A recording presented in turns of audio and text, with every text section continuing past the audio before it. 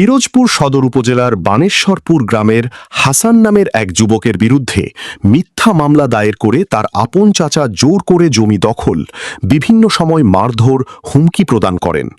পিরোজপুর থেকে মাইনুল ইসলাম তথ্যচিত্রে থাকছে বিস্তারিত।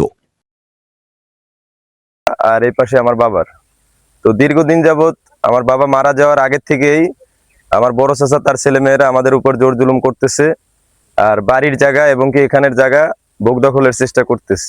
আর আমি তো ঢাকাতে থাকি, আমি আসার পরে আমার নামে মিথ্যা মামলা, হয়রানি এবং কি এলাকাবাসীর নামেও মিথ্যা মামলা দিয়ে রাখে। যদি আমার বিরুদ্ধে কেউ পড়ে, আমার কেউ নাই, আমার বাবাও নাই, এখন আমার কোনো ভাই নাই।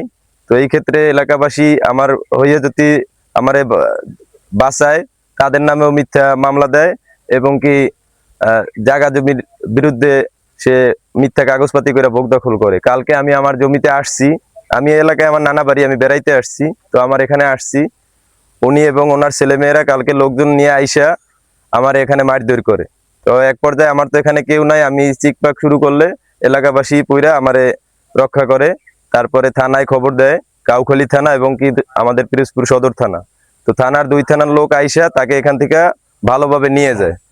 তো নিয়ে যাওয়ার পরে তারা মিথ্যা অভিযোগ থানায় দায়ের করে, আমিও আমার অভিযোগ নিয়ে যাই। তো সেক্ষেত্রে ওসি স্যার বলতেছিল যে তাদের অভিযোগটাই কার্যকারিত, কিন্তু এখানে সে আমাকে মারধর করে, লোকজন নিয়ে আসছে, ওপার থেকে তার ছেলে মেয়েরাও আসছে, আমি তো একা, আমার পক্ষে কেউ নাই। তো এক্ষেত্রে আমি এরকমের ভুগতেছি, আমি আমার একটা ছোট বোন আজকে 14-15 বছর এই ভোগে ভুগতেছি। আর আমি কারো কাছে বিচার পাই না। এই যে এখানে সব কাগজ আছে, আমি আজকে 14-15 বছর এপার ওপার চেয়ারম্যানদের কাছে বিচার নিয়ে গেছি, থানাতেও আমি জিডি তারপরে মামলা করছি, কিন্তু আমি কোথাও বিচার পাইতেছি না। তো এক পর্যায়ে কালকে এলাকাবাসী আছে, এলাকাবাসী এখন আর থাকতেও চায় না, কারণ তারা যদি ন্যায়ের পক্ষে কথা বলে তাদের বিরুদ্ধেও মিথ্যা মামলা দেওয়া হয়। আর শুধু আমাদের জমিও না, এই কাউখালী থানার ভিতরে, কাউখালীর ভিতরে যে জমি আছে, এলাকাবাসীর আরো জমি মিথ্যা মামলা দিয়ে ভোগ দখলের চেষ্টা করছে। তো এখানে সব এলাকাবাসী আছে, উনি এপার ওপার, উনি এই জায়গা নিয়ে ওনার নামে অনেক মামলা আছে, মানুষের সাথে উনি এই বিরোধগুলো উনি কইরা আসতেছে।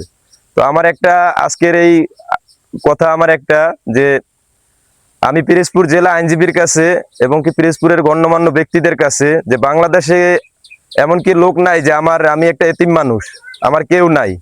আজকে এলাকাবাসী আমার বিরুদ্ধে থাকে, তারাও এখন মামলা খাইতে খাইতে তারাও এখন থাকে না।